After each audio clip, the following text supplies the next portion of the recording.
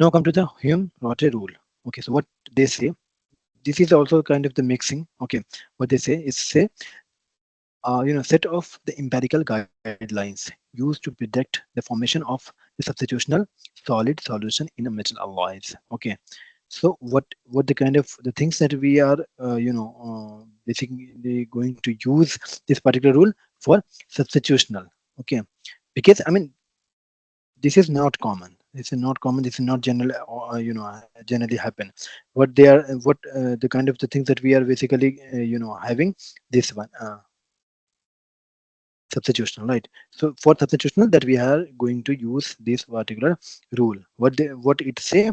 It say it identifies the factors that influences the solubility of one metal in another, and whether they will form a single phase solution or separate phase. Okay, so this is the kind of the idea that we are getting from this rule, that what would be the factors that influence the solubility. I mean, what are the factors that will basically let you know that, I mean, whether it is soluble or not soluble. Okay, in of one metal into another metal. Okay, and if they have solubility, then what the kind of the phases that will appears. Okay, so this is the simple idea that we get from this particular rule. So what is the rule? See, so first one is the atomic size. What we need to know, what is the atomic size? The atomic radii of solute. Solute means the the element that is going to be mixed in a parent element, or you can think about, which is by a small fraction in mixture. And solvent atoms must differ by no more than 15%. Means the radii of the, if we talk about the A and B, so the if A is an element and B is another element, so atom of the A and atom of the B both must have their radii not more than 50% difference. I mean, suppose, just suppose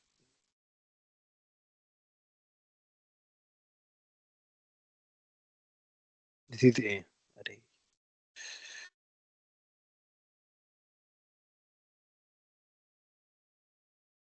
This is A. This is B. This is A and this is B. So suppose its radius is, suppose 90 units, and its radius is equal to, suppose 10, sorry, 100. Okay, so now could you tell me, I mean, what is the difference of that two radii? Okay, so is that criteria is meeting or not? Obvious, because that must be less than 15%, and now you are having only 10%. So 10% is allowed till 15%. If it is, then you are, then it is good. Okay, so first criteria is the atomic size factor, and that atomic size is must be less than 50%. The radii of that two, which is going to be mixed together to make a your alloy, that must be less than 15%. About this with this particular example. Okay, a larger size difference causes a significant lattice distortion. Means if that 10%, it is going to mix together with, you can say that it would be high. Okay, or solubility would be good. Okay, but in case of the larger than this particular difference, then it would not be easily mixed. Okay, the same has been written here. Okay, the same in the form of mathematical calculation, R of solute minus R of solvent. This is basically your difference. Okay, and divided by R solvent, just this basically makes your percentage. Okay, whenever you compare, and if you 100, okay, then it would be come out, not the here it is 115. Now you can think about 50%. If you multiply with this particular formula with 100, then you would be having 0.15. Okay, this is the comparison. Second one is the crystal structure. I have already made the crystal structure types in your first unit. Okay, so what kind of the crystal structure that is required to have the what? See, both solute and solvent metal should have the same crystal structure. If they are having the different, then it would not be easy to mix the solute or solubility will be compromised. Okay, so if one element if solute have the FCC, then solvent must have the FCC. If BCC or HCP, whatever it is, there are of many kinds. So if solute and solvent both have the same crystal structure, and if they have solubility but does not, then it would be not. I mean, it would be, you could say it is a less soluble in to each other. Okay.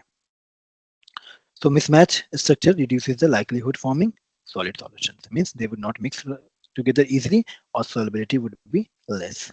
Third one is electronegativity. Okay, what they how they affect the difference in the electronegativity between the two elements should be small. If electronegativity is higher, then their solubility will be compromised. A larger difference may lead to formation of intermetallic compounds rather than solid solution.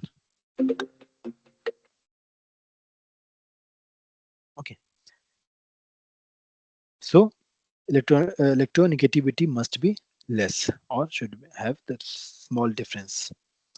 If we talk about the valency, the solute and solvent metals should have the same or similar valency.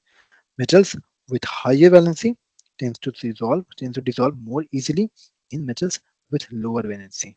Okay, so should have the same or similar valency. Metals with higher valency tends to dissolve more easily in metal with lower valency.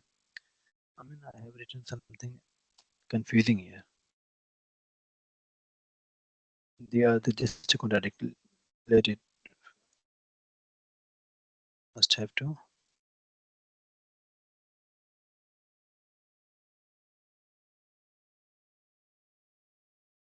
We have to recheck this. I mean, when both are of the contradictory statement. So leave here this for now. Okay, I will check and then update in your notes. Okay, so till now you can think about the three things. Okay, atomic size, crystal structure, and electronegativity. Okay,